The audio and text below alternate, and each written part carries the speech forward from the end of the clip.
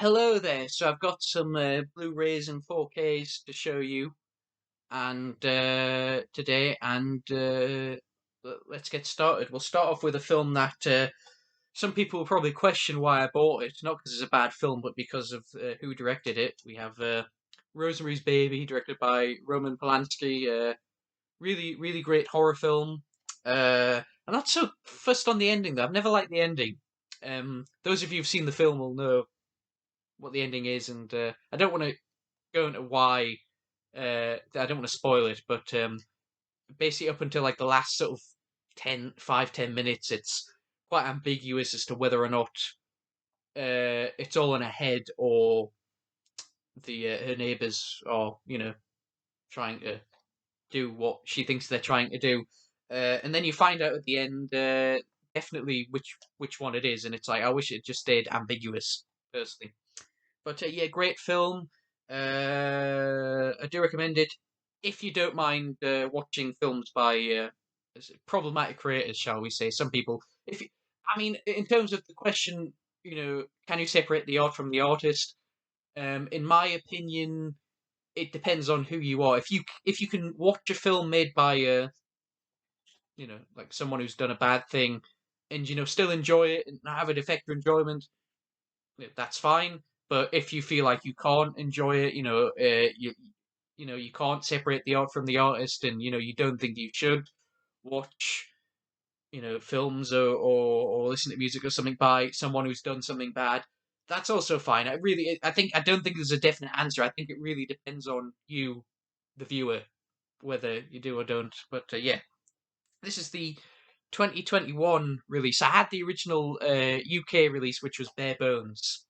But unfortunately, the sound would go out of sync when I would try to watch it. So I bought this hoping that it wouldn't have that problem, and yeah, as far as I can tell, it doesn't. I watched it and yeah, it played it in sync perfectly fine. So yeah, yeah. Also, something to note though is that both the Bare Bones UK version and Criterion, both of which are out of print, have been replaced by this version.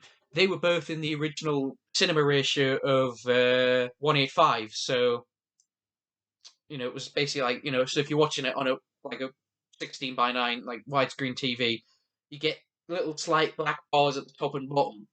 But this version, it's been zoomed into like 16:9, so to get rid of the black bars. So you lose it's so it crops the sides a little bit, just a little bit, like about this much on either side. So you're only losing a little bit at the side. So it's not a massive deal. You're not losing any important information. But it's a shame that since they'd already released it in the proper ratio, it's a shame that they didn't do it this time. They just zoomed it in, like they just cropped it a little bit to get it to fit a TV better. But it's a shame they did that. But it's you're only losing it a little bit. It's a minor thing, so yeah, shouldn't ruin your enjoyment too much. Next, you might recall a few videos. If you watch my videos regularly, you might recall several videos ago I showed that I bought this, the Good, the Bad, and the Ugly 4K from the States by Kino Loba. And the reason, and I got this, and it's basically there's three main cuts of the film. There's the original Italian theatrical cut, the international theatrical cut, which is this version, which is the version that came out outside of Italy, and it's about 10, 15 minutes shorter, and the extended cut, which put in a lot of the scenes from the Italian cut back in, and also a scene that wasn't in the Italian theatrical cut. It was shown. It was in the version shown at the premiere, but Sergio Leone removed it because it dragged the pacing down. And yeah, but the people who restored the film for the extended cut decided to put it back in, which was probably a mistake. They really should have left it out and just included it as a special feature. But anyway, so this is the shorter version, which actually, I mean, I can't comment on the Italian theatrical cut, but compared to the two English language releases, this and the extended cut, this is the better version. The pacing's a lot better. But I actually did see the extended cut first. That is the version I saw, like I grew up with. So yeah, I thought I kind of want to have a copy of it, just to occasionally watch, just because it's the version I saw first. So I picked up the original Blu-ray release from MGM. This is the original version, not the remastered one. I'll get into why I bought this one instead of that. Even though this has a worse, like the other one has a better transfer. The reason I bought this is because it comes with the Italian audio. It gives you the option. This is the only, I believe, it's the only version English friendly release that has the Italian audio. So since it's an Italian movie, I was kind of curious to hear what it was like in Italian. So yeah, sure, I'll get this one. The video transfer is not that bad. It's had some noise reduction. The other one is better. It depends. There's a debate because there's the remastered one. It was a better transfer, but it had this yellow tint that a lot of people didn't like. I didn't mind it, but a lot of people thought it made the film look bad. Like it looked like someone had urinated on the negative before they scanned it in. But actually, it does look better than this. But I wanted this version for the Italian audio, and to save on shelf space, I actually took the disc out and I replaced the standard Blu-ray from the Kino set with it because yeah, I can't actually watch that disc because it's Region A and my Region 3 players on the Fritz. So Fritz was it's not working properly, so I can't actually watch Region A discs. So that's no good. I'll keep it in here and I'll put this in storage in case I need to swap the discs back over for whatever reason. But yeah, just for now, I'm quite happy having the disc because then I can play both discs. And I've got both cuts in one case and it saves on shelf space. So, hey. Next, we have some criterions. Well, this next one's not a criterion, but there's a criterion 2 for 25 offer on, and I got this with a criterion. So I'll start with this. We have the premium collection release of Robin and Marion. Basically, it's Robin Hood in his sort of last days, and it's got Sean Connery and Audrey Hepburn, and it's a really good film. Very beautiful, very sad. Like it's not like a traditional, adventurous Robin Hood film. It's kind of a deconstruction, but it's from the days before. But it's from. I mean, the trouble now is you say that it puts people off because every sort of film now tries to deconstruct like big when they do like a genre film, they try to be a genre deconstruction. But the trouble is when every sort of film comes out, it's a deconstruction of the genre. Then it doesn't, what's the point? It doesn't do anything. It means nothing. Because, you know, there. But this came from a time when you didn't tend to get a lot of genre deconstructions. Well, you did, but but of Robin Hood stories, so it works. And yeah, it's a really great film, directed by Richard Lester, who's one of my favorite directors. And yeah, really, really great film. And the criterion I bought with it was Five Easy Pieces, with Jack Nicholson. I haven't seen it in years. Like I remember watching this years ago, and I thought it was really good, but I haven't seen it in a long time. But yeah, it's a great film, and one of the great American films. It's kind of a character study of Jack Nicholson's character, who was it says here, a shiftless 30-something oil rigger and former piano prodigy, immune to any sense of responsibility, who returns to his upper middle class childhood home with his blue collar girlfriend in tow to see his estranged, ailing father. And yeah, it's not got much of a plot really. It's more of a character study. It has that famous scene where he's in a diner and he's like mm, argues with the waitress. I know what it says, but that's not what I want. That scene, yeah. Like even if you don't like the film, it's worth seeing just for that scene because that scene's great. These next three criterions I actually bought them secondhand, like last week, because it'd been ages since the last 2 for 25 sale, and I was like, you know what, I want to buy some criterions, and I'm sick of waiting. And then lo and behold, this week it's they have the 2 for 25 offer on, so yeah. Never mind. So Let's go through them. We have 12 Angry Men. I used to have the MGM Blu-ray of this, which has different extras. It's the same like video transfer, but different extras. And I was like, yeah, I'm fine with. I'm not that bothered about the extras. So I was fine with that. But then I found out that this actually has the 12 Angry Men's based on a TV play from like it was a TV play and then it was turned into a film. And so I thought, well, that's a reason to upgrade is to get the TV version. To watch that as well. So I saw the MGM a while ago, and it's taken me till now to get the Criterion, but now I have it, and yeah, it's basically a courtroom drama. Henry Fonda. Basically, it's about jurors. There's this Puerto Rican kid who's been accused of murder, and Henry Fonda plays one of the jurors, and he doesn't think the guy did it, so he's trying to convince the other jurors that he's innocent, and it's all in one room, and it's just a bunch of people talking, but it kind of shows that you know talented people can take it. It is like it was a play, it was a TV play, so but it shows that you can take a story that's just in one room with just a group of people talking in one room and make it cinematic and compelling, and it's a really great film. I would recommend it. Next film is also another one where I had the other UK version, but I bought the Criterion for a specific extra. Solaris. This is the Andrei Tarkovsky version from the 70s, so the Russian one, not the remake with George Clooney, which is actually pretty good. I would recommend if you I would recommend watching both of them actually because the George Clooney one's actually pretty good too. But yeah, Artificial Eye released this. It was Artificial Eye and Criterion both released this on Blu-ray because there's some sort of copyright where like some sort of thing with Russian movies where like two companies could release could have the rights to it. I don't know how that works. And they had to say it was the same thing with 12 Angry Men. They had the same video transfer, just different extras.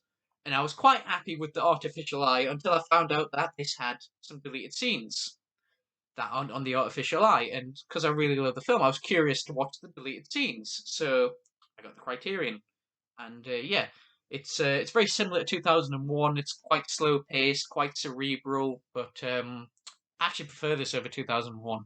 So maybe not for everybody. It's not like a lots of like shooting lasers and stuff type of science fiction film. It's a very thoughtful, um, intellectual, cerebral science fiction film. If you like those kinds of science fiction films, definitely give this a watch because it is a classic. And watch the George Clooney version as well because it's not as good, but it's still pretty good. And they didn't dumb it down that much for like mainstream audiences as much as you would think. Yeah. And the last Criterion I have here, we have F for Fake, Orson Welles. Documentary film by Orson Welles about art forgery. It's really entertaining film. It's like the way it's put together is very unique. It's kind of like a video essays on YouTube. This is kind of like a precursor to those. So it's really really worth checking out for that reason. Yeah, I love Orson Welles. He's one of my favourite directors. And speaking of Orson Welles, that was actually his last completed film as a director. He directed several films after that, but none of them were finished during his lifetime. His last film, full stop, like as an actor, was this. The Transformers animated movie from 1986. 86 or 87? 86. Yeah, he plays a Unicron, the big planet-destroying Transformer. Yeah, I love this film. I saw it when I was a kid, and yeah, it's not a great film. It has some issues, and it is basically just like a feature-length toy advert. But I love it. I can't help but love it. This is the 4K. It actually has two aspect ratios as well. The 4K is in the original cinema ratio of 1:85, and the standard Blu-ray is open map 4:3. Now, there's a lot of debate about which aspect ratio is correct for this film, because I believe it was meant to be direct-to-video. So it was animated 4:3, but then it got released in the cinema, so it was cropped to widescreen. So there's a debate of, well, which way should you watch it? And some people who prefer to watch it in 4:3 aren't very happy because 4K, it's not on the 4K, it's on the Blu-ray. So you can watch it, but you don't get the extra, you don't get the HDR and the 4K resolution, which is a shame. It's a shame they couldn't have included both versions, on the 4K and the Blu-ray, so people can choose. But I don't mind watching it in widescreen because that's how it was shown in the cinema. I want to see if I watch a film, you know, at home. I want to see it how it was in the cinema, like home cinema. So, but I can see why, because of the debate, it's a shame they couldn't have included both. But never mind. Yeah, very much. I don't want to say it's a guilty pleasure because I don't feel any guilt for liking it. I absolutely love it, but yeah, it's not the greatest film, but one I have a lot of nostalgia for. So yeah, I actually grew up with the original because I mean I saw some of the like Armada and stuff like those ones in the early noughties, but then when I was a kid, I remember seeing repeats of the original 80s cartoon and, of course, the movie. So I'm quite fond of the Generation 1 Transformers. And, yeah. Not, the Michael Bay films, I don't mind them. They're not great. Like, I'm not going to say they're great. I think just as popcorn movies, I can't, like, I went to see all of them. Well, not. I didn't see the first one at the cinema, but like 2, 3, 4, 5. I saw at the cinema. I didn't see Bumblebee at the cinema, but I kind of like them. They're not masterworks of cinema, but if just they're just uh, you know, but just as like a couple of hours of just want to see something that's fairly enjoyable for a couple of hours because you got nothing else to do. I think they're fine. I don't mind them. I don't own any of them. I used to own Bumblebee, but sold it. But so I'm not. They're not my favourites, but yeah, I think they're fine if they're on TV or something. I'll watch them. They're quite enjoyable. Um, these next three were in a buy two get one free offer. So I just picked out three films I quite liked, but I didn't own anymore. So Bullet, Steve McQueen. This has a very famous car chase in it. It is a really good car chase. Um, yeah, classic thriller film. Yeah, I will recommend it. Actually, this Blu-ray. One of the reasons I wanted this Blu-ray is because, for those of you who don't know, professionally, I am a editor, freelance editor. Um, not the most financially rewarding occupation in the world, but that's the job I have. So, and there is a documentary on here called "The Cutting Edge: The Magic of Movie Editing," which I've heard is a very good documentary. So about editing. So I wanted to watch it again, watch the film, and see the documentary. So, 2 for 1 bonus. Friday the 13th. This is the original from 1980. It's got a slipcover, and there's the actual cover. I always found this cover hilarious because it's really inaccurate because Jason didn't get the hockey mask until Friday the 13th Part 3, the one that was released in 3D, and he's not even the killer in this. Like, I won't say who it is because I don't want to spoil it, but yeah, he's not the killer in this, so quite a misleading cover, actually. Not a great film. I think it's more remembered because it spawned a lot of sequels than because it's a quality film. It's not, you, but it is quite fun if you like sort of like it's a good bit of cheesy fun, I think. And I actually watched this on Halloween. I watched Halloween, John Carpenter's Halloween, which I watch every October 31st. It's like an annual tradition for me. And then I watched this. I had a double feature, and it was quite enjoyable. So, yeah. Stuff. And Mars Attacks. I love Mars Attacks. I haven't seen it in a long time. I used to have it on DVD. I think I had it. It was one of those. I think I got rid of it because it was one of those Snapcase DVDs, which I didn't mind before, but actually I kind of hate them now. In fact, I don't have any left. I got rid of all of them. And yeah, it's a good film. Apparently, it didn't get. I always liked it when I was a kid. I saw it when I was a kid. I thought it was really funny, but apparently a lot of people didn't like it at the time. I guess I can see why because it's very dark humor. Like I guess if you don't have a very dark sense of humor, I can see why it would put some people off. But I really love it. But I've always had quite a warped sense of humor, so maybe that's it. But yeah, yeah. If you like black comedies, it's really good fun. It's basically like a satire of those old 1950s sort of alien invasion movies, like Earth versus the Flying Saucers and War of the Worlds, those kinds of films. If you like those kinds of films, this is worth watching because it's kind of a parody of those. And yeah, it's got a lot of famous actors in. Jack Nicholson. Jack Nicholson actually plays two roles for some reason. Glenn Close, Pierce Brosnan, Danny DeVito, Tom Jones, Natalie Portman, Michael J. Fox, Sarah Jessica Parker. There's a lot of famous people in this. Kind of the joke. It's basically like an excuse to say like really famous actors getting like horribly killed by aliens. It's quite so. Yeah, but I recommend it. It's probably not for everyone, but I do recommend it. Next we have Misery, the US 4K, also by Kino Lorber.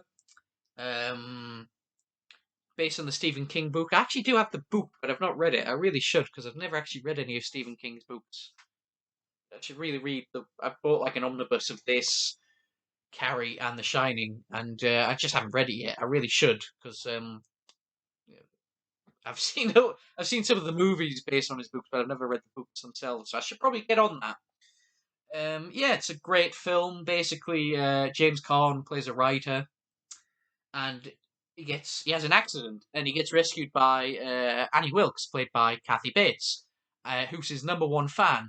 And he's basically in her house recovering from his injuries, and he finds out basically she's crazy, and she's basically she keeps him in the house, she abducts him, and she basically forces him to write another Misery. The reason it's called Misery is because he writes these books about a character called Misery, and he's just killed her off, and Annie's not very happy about that, so she basically keeps him hostage and forces him to write another book in which Misery isn't dead. So, yeah, great film. Apparently, the 4K looks really good. Again, the much like Good, the Bad, and the Ugly, the standard Blu-ray is region locked. It's kind of a shame because I said I don't really watch extras, but it would have been nice to be able. Most of the extras are on that, and it would have been nice to be able to watch them. I mean, again, I'm not that bothered about seeing the extras, but it would have been nice to be able to watch them if I wanted to. But so never mind. It's the 4K that I wanted really, and yeah, really, really great film. I would really recommend it if you've never seen it. Good film to watch around Christmas time because it's set in. You can see by the cover, it's set in winter. Does this have a reversible? Because no, because the Good, the Bad, and the Ugly actually had a reversible. Had two covers. One doesn't, but that's fine. It has the original poster art, which is cool. So the next two 4Ks I got in it. There was both Amazon and HMV. I don't know who started it, but obviously one of them was copying the other one. But there was an offer on Disney films.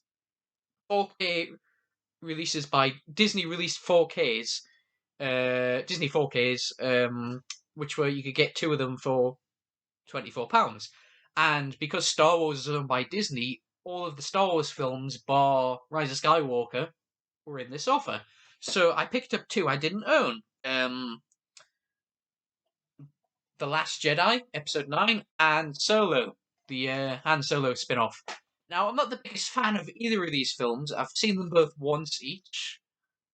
I didn't hate them, but I had some issues with both of them. But recently, like a couple of months back, I watched all of the Alien and Predator films, like Alien, because they're the crossover movies. So I watched them both franchises, because I consider them one franchise because of the Alien versus Predator crossover movies. And I quite, even though I didn't like all the films, I quite enjoyed watching all of them. It was quite fun. So I thought I'll do that with Star Wars. Now I do have Disney Plus, so I could watch the ones I don't own because I have the prequels, Rogue One, and the original trilogy. I could have watched the other four, the sequel trilogy and Solo on Disney Plus, but I thought, you know what, I might not always have Disney Plus. Because what if, I know it just gets too expensive and I just like they raise the price and I think it's too expensive and I get rid of Disney Plus. I can't watch them, but then I wouldn't be able to do a marathon. So I thought, well, just get them on 4K, especially in an offer like this. I did order I got these from Amazon. Force Awakens was out of stock on Amazon. I did order one from HMV's website. and Rise of Skywalker wasn't in the offer, but I did manage to get a copy on eBay for like a tenner. But those haven't arrived yet, so they will be in the next video. Rise of Sky, the Last Jedi. I only saw it at the cinema, and I had some issues with it. There were things I liked about it. It was a very divisive film, as I recall. There were things I thought there were things I liked about it, and there were things I didn't like about it. I was like somewhere in the middle. I didn't hate it, but I didn't love it. I was like, I've always, I've wanted to give it another watch for a while now. Not just as part of a marathon, just to watch it on its own anyway, because I wonder if I might like it the second, because there's been films where I've not really liked them very much, and then I've watched them a second or third time, and I've actually really ended up liking them. For example, the film Tommy, the based on the Who album. First time I saw that, I didn't know what to make of it. I didn't know whether I liked it or it. I was just like, what was that?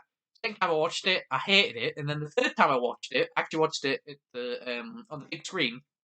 I went to see it because they were showing it at the Whitley Bay Theatre.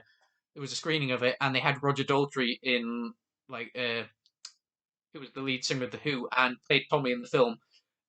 He was doing like a Q&A afterwards, and I thought, well, I'll go for the Q&A, and then ended up watching the film, and I absolutely loved it the third time. So maybe this will be one of those films. 2001 is another film where first couple of times I saw it, I watched it at home on like I didn't like it, and I saw it at the cinema for the 50th anniversary, and I thought it was brilliant. So I don't know. I mean, I'm not saying this is necessarily going to be as good as those, but maybe it's one of those films where it'll grow on me the more times I watch it. So you never know. And Solo, I didn't hate Solo. I thought it was all right. The thing about Solo is the first third and the last third were just quite mediocre. I thought they weren't great. They were watchable, but they weren't great. The middle third, where it's was it they're robbing like a not an oil fan, like a fuel thing or something. They're doing sort of like robbing this thing.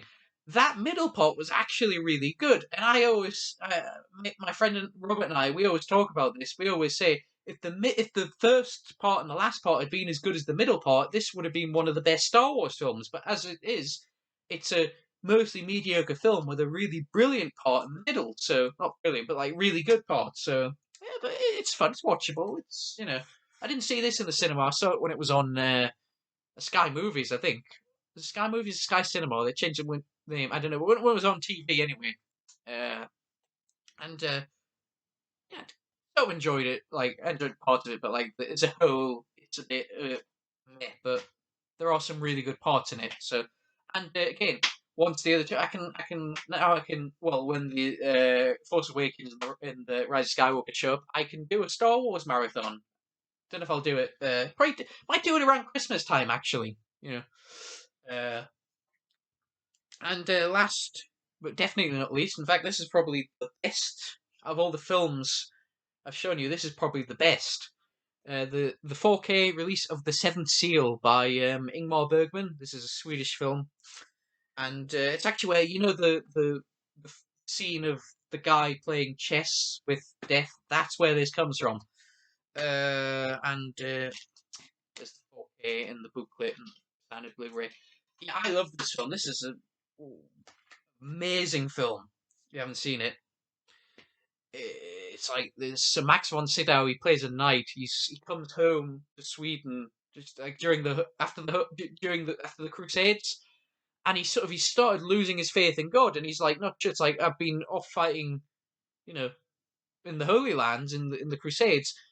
And I'm not sure if I even believe in God anymore. So I'm wondering, like, that was like obviously a war of religion. So it's like, wondering what have I done? Have I actually done anything meaningful in my life? Anything important that matters?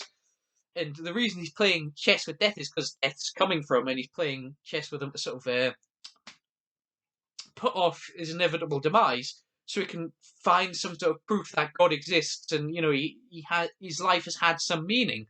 And it's a really great film. This is the 4K. The BFI are they're putting out volumes of like box sets of Ingmar Bergman's films, and they've done two. And this film is in volume 2, but it's the standard Blu-ray. But because I love the film so much, I want the 4K. I'll probably get the box sets at some point if they're still in, like if they're still available. I think they are limited. Although there is a Criterion set in the US, like that has all of his films pretty much, and it's region free too. So if you stuck in region B land, you can actually watch it, but it's quite expensive. So I think this will do for now. And I've only seen a handful of Bergman's films, but I've liked most of the ones I've seen. So I'm looking forward to watching more of his stuff.